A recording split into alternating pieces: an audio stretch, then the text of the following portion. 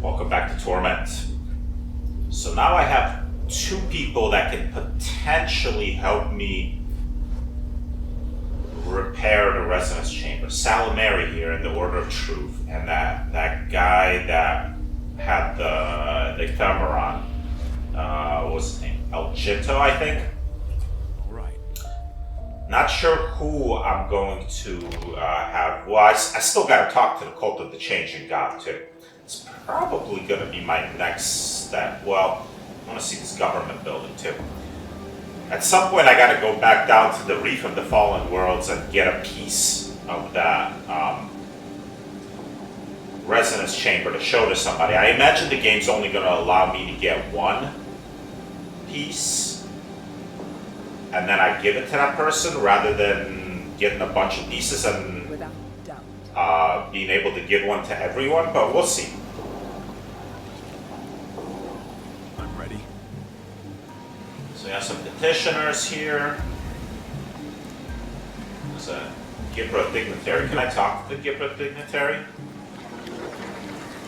Hello. Is it always this warm? Oh, I haven't been over here. Is there anything over here? That's just the wall. And some kids.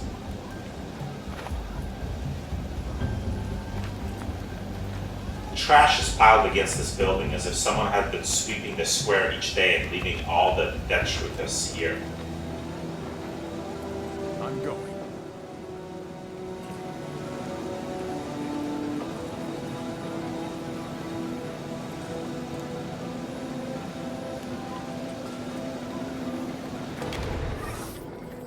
Behind the lectern, a four-eyed, hairless mutant processes paper with balletic grace.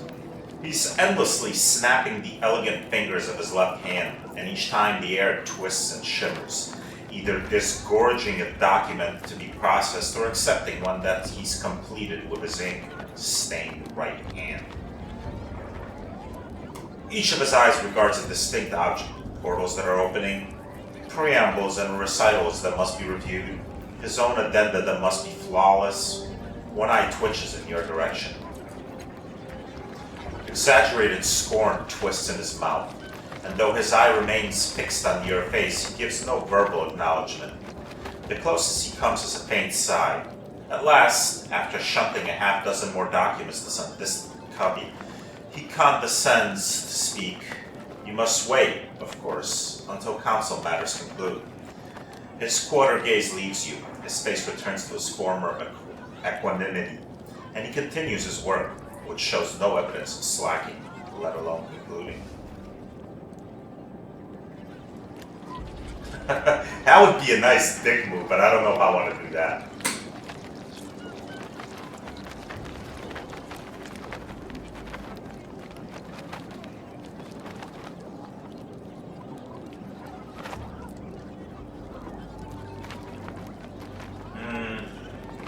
I don't like any of these. I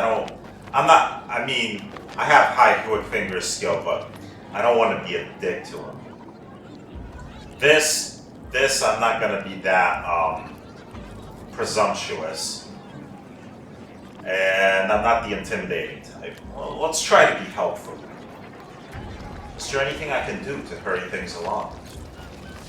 The clerk continues his masterful shuffling of papers from one portal to another, flicking a closed scroll through a gateway with a particularly deft gesture. Then, he turns not one but two eyes your way. If you are inquiring whether I would let your sweating butcher's fingers touch the council's paperwork, I fear for the state of your mind. His eyes look away, and he adds, of course it is customary to render a small gratuity in thanks to civil service. One eye quickly glances back. Oh, so he wants me to bribe him.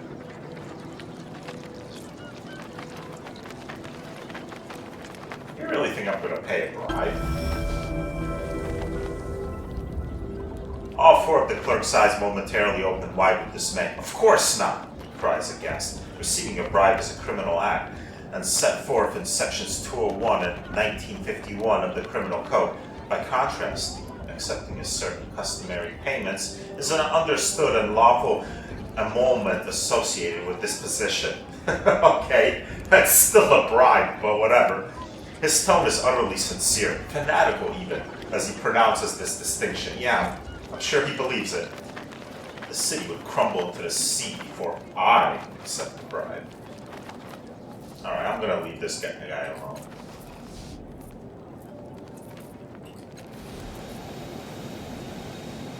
Can I talk to Sigid?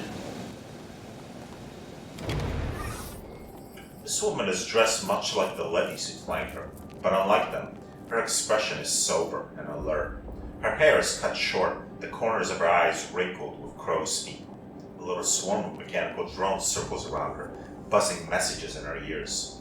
She whispers replies in return, and every so often, one of them whisks away, disappearing into the city. What is it, citizen? She pauses, eyes darting to your tattoo, then to your face. No, you're the one they call a Don. I heard you were in the city. Then a sudden wariness in her. It's been 10 years since your last visit. I was too young to know you then, but the drones remember.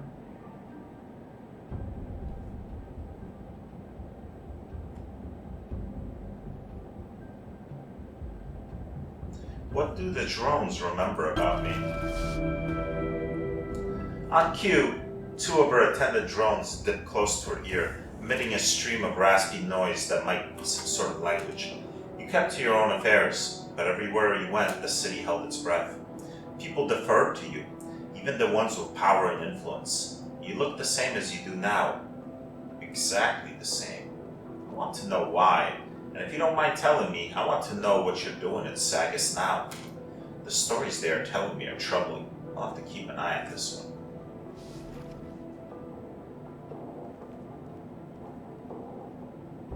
I'll be truthful. I don't mind telling you about the sorrow. I'm trying to escape a creature that's hunting me. Smoking tendrils, grasping talons, towering, nebulous shape. She sees the look on your face and nods. I've seen it, but only through the eyes of a drone. Not long ago, it killed a man in the streets, a man with the same mark you bear. If anyone else knew, there'd be panic. Even if only her hunting people like you. I haven't told anyone, not even the council. Another dozen drones swoops past you, stopping just short of the woman's head. It unleashes a series of raspy buzzes and squawks. She whispers something to it, then glances back in your direction. What was it you wanted?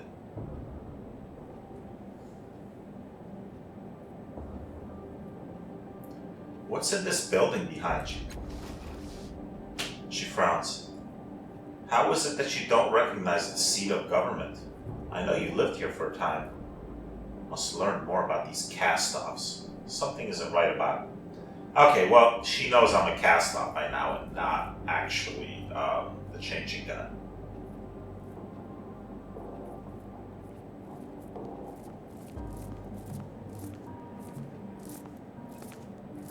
To tell the truth, I've lost my memory. You've lost more than that. I've seen images of you through the eyes of the drones. 10 years ago, you moved differently. Carried yourself like a king in the steadfast. You've lost your soul, or gained one. He's not who he was. That's a pain I understand all too well. I don't mean to be harsh, she gives you a faint smile. Thank you for being honest with me. She waves a hand at the doors behind her. The council meets in there, a representative from every slave family and from some of the guilds, depending on who's in favor. Hardly anyone goes in through the doors, though. They're just a formality. Most people have other ways of getting inside. And out.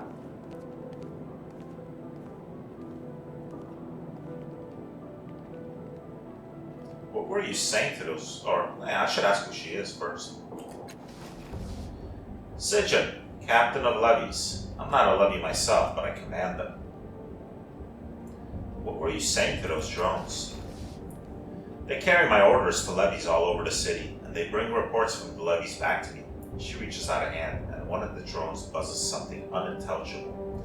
A few years ago, the Aeon priests found them buried underground and brought them back to life. I learned their language, so our conversations are safe from prying ears.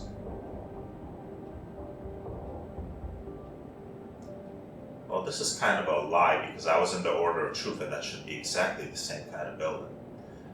The clerk asked me for a bribe. Is that illegal? She purses her lips and stares straight ahead. It isn't illegal. Such things are customary amongst the bureaucratic class. They call it a gratuity. There's nothing you can do, Sijin. It's a minor flaw compared to what could be going on. Alright, so she's hip to the thing, but it's just kind of part of the bureaucratic bullshit, like there is with every government.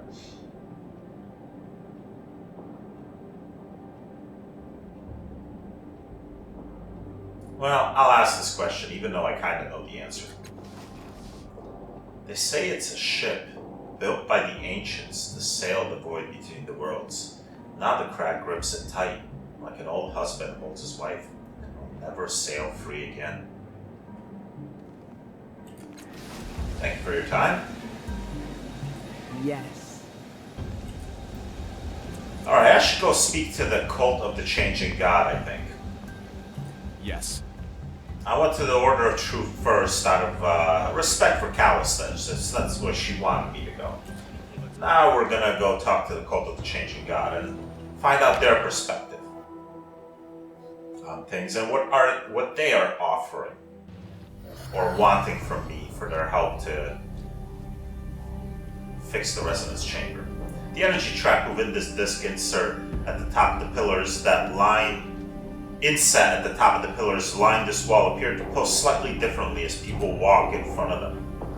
All right. Plus, I kind of really want to find a place to rest so I can recover my points. Yes, child. Definitely before I try going into that, what was it, Lazaret or whatever? Because I'm probably going to need my In this world, then. my points for different checks or combat or whatever. Alright, let's speak with Casmine and Minion. As you approach the duo, you see that they are arguing heatedly, but quietly. The petite woman turns towards you. Her hair is unusual, a light, almost yellow color, and her bright eyes dominate her pretty face. Excuse me, sir. My friend and I were having a discussion and her eyes fall upon your tattoo, and her breath catches audibly in her throat. A cast-off! One I've never seen. Her partner is an unnaturally tall man, gaunt and sour-faced. His voice sonorous with fingers that twitch and weave through strange contortions. Occasional light sparks in the air as he does. He turns to you and opens his mouth to speak, registers your tattoo and closes it again. His throat bobs for a moment and he says, "It is an honor." He sighs. Must we indulge in this religious nonsense? Your opinion of our beliefs is noted. We have discussed our differences with you, and you made your position quite clear, thank you. He turns back to you, anger etched on his face. He collects himself. If I might impose on your time for a moment, will you tell me about your tattoo? How did you shape it? Do you know why it differs from the others? I'm having trouble placing it. Could it be I need more time to question it?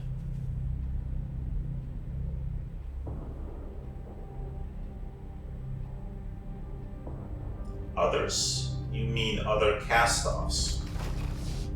Yes, revered one, your siblings. He bows deeply, and his fingers sparkle with repressed joy. You are a child of the changing god. His mind saw the world through your eyes. He gained knowledge in your body, and he has done countless times over the centuries. The tattoo on your head marks you. We theorize it has a role to play in his creation of you, his cast-off shells. You are welcome here, revered one. We stand ready to serve as we can. Have you any questions for us? Who are you? He considers your words before answering, a thoughtful pause. I am Mimia. I am one of the leaders of the cult of the changing god in Sagas Cliffs, and my primary duty is as chief archivist. My colleague is Casmine. She is responsible for the day-to-day administration of our encampment. Can you tell me about the city? The city your sire built and defended? The cradle of civilization?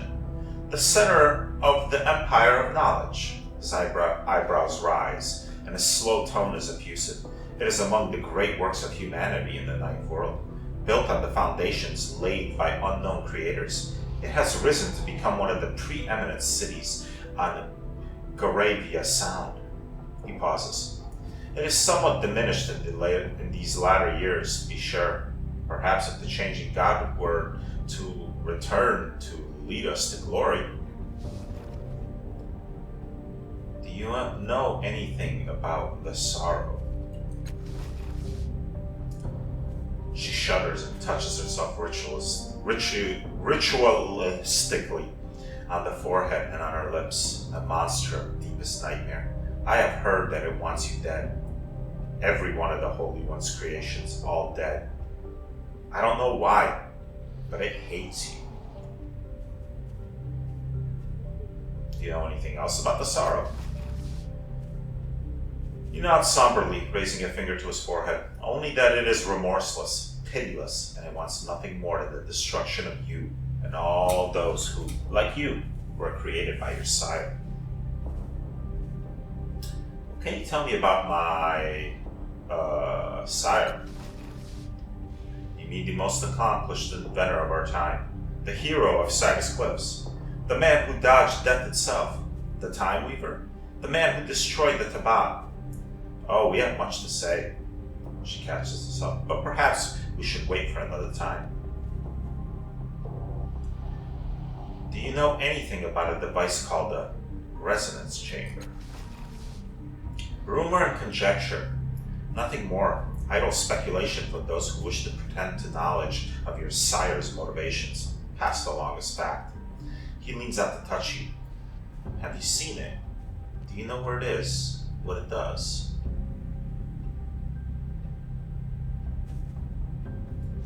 I need to know who can repair it. You have seen it. You have touched it. I didn't just touch it, I fell on top of it. She catches herself. She seems almost overwhelmed. Your tattoo, like all the others, but this one is different. He looks sharply at you now, all distractions gone. I do not recognize you, he says. You do not match any descriptions we have recorded. She snaps her fingers as if she is finally figuring out a mystery. Wait, let me remember your face. She studies you carefully. Oh my, you're new. Are you the changing God? Can it be? She reaches out to touch your sleeve and pulls her hand back quickly. I'm not gonna lie to them. No, I am not the changing God. He nods satisfied. As I thought, you are a cast-off, one of his children. He touches you with his long fingered hand as if in consolation. There's no shame in such a thing. Many cast-offs have come to our attention, and some of them have sought to deceive us so that they might seem more important. He smiles softly. If you are as new as we suspect, it is better for you, for us, to know the truth of your existence, than to bluster and lie. I agree with that. Crestfallen, she touches your shoulder. Are you sure you're not? She catches herself. No, why would you lie about that? With a noticeable effort, she wrenches herself into optimism, and she chirps, but you're new, aren't you? You're new. Have you decided what you'll do? What you'll be? Your sires of the children have done amazing things. Amazing. And no doubt you will as well. Well, right now I'm just trying to survive. He lays a hand on her shoulder and his voice is low. Cautionary Cass. She looks away from you for a moment, swallowing sudden tears, and he says, we have a request for you. He gestures towards the clock behind them. Dark figures circumambulate these clock faces. I theorize that your sire's creation of the time shields that protected this city established a connection with his future selves. Given this, we believe that those figures may be cast-offs, or ghosts of cast-offs, perhaps. The living shell of the bodies your creator has worn previously. His fingers shrug eloquently for him. The clock is of more than time, you see. We do not have a knowledge of sufficient to investigate, but you might. You have a connection with he who created the clock. You should be able to align it with the present time and uncover who these figures are. A gentle, rare smile appears. If you cannot, at least you will increase our store of knowledge. She smiles bravely, looking between Mimian and you, and says, and then we can answer the questions you must have. Right, Mim? Do you have any ideas on how to fix this clock? We have tried. I have appealed to the Order of Truth. I have spoken with eminent seers of knowledge. We have sent for wisdom from as far as the Steadfast. A great achievement, you must agree.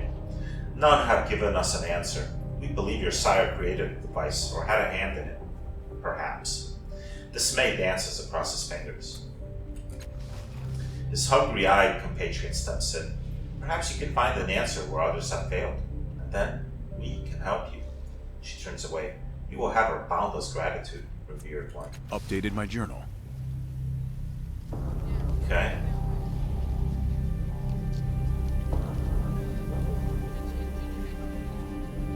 Can I rest somewhere before I mess with this? Because I'm like really low on my resources.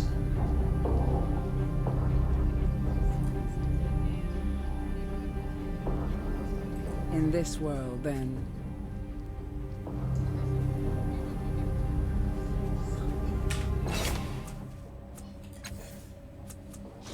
She has super high lore mystical, at least. Which is good. Perception.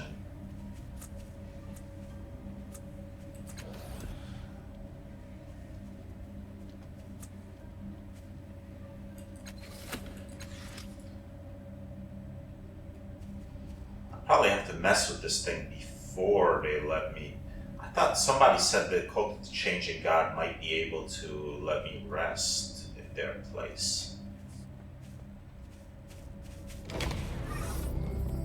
This is an ancient device embedded in the ground. Weathered runes are etched into its surface.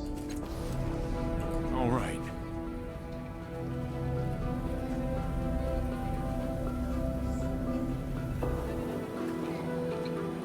Trying to remember who it was that was telling me where I could rest. If I could find them to speak to them again.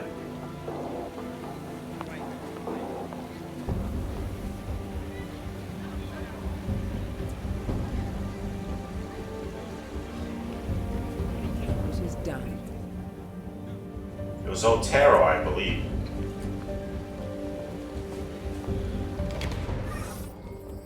Hey, you're back. Need to know anything else about the city?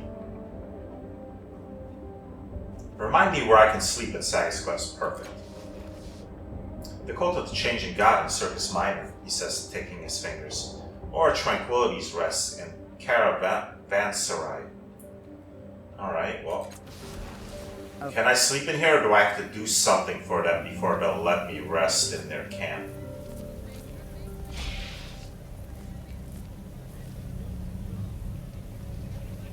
Ready?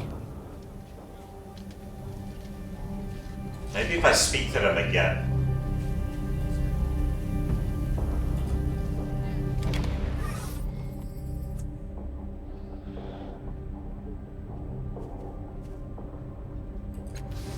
Alright, so Yes. I can't really talk to them anymore until I deal with the clock. Doesn't seem like that I can... Oh, wait a minute. The size of the human figure that's repeated throughout this camp is highly unusual. Its use as a symbol suggests the elevation of humanity, or perhaps a specific person. Doesn't look like there's anything else to interact with here.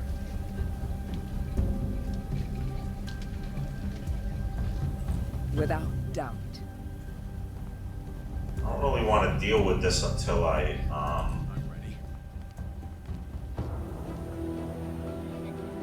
get my pools back in order. So let's explore some more of the city.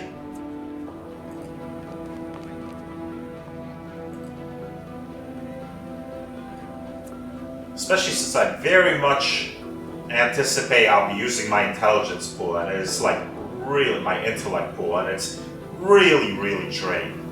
Yes.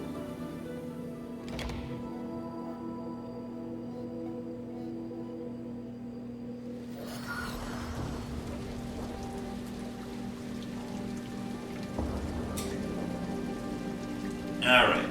So, got a new area to explore. This looks like a good place to leave off. We'll explore this area, whatever it is, next time. Well, I suppose I can find out what this area is. Cliff's Edge. Alright.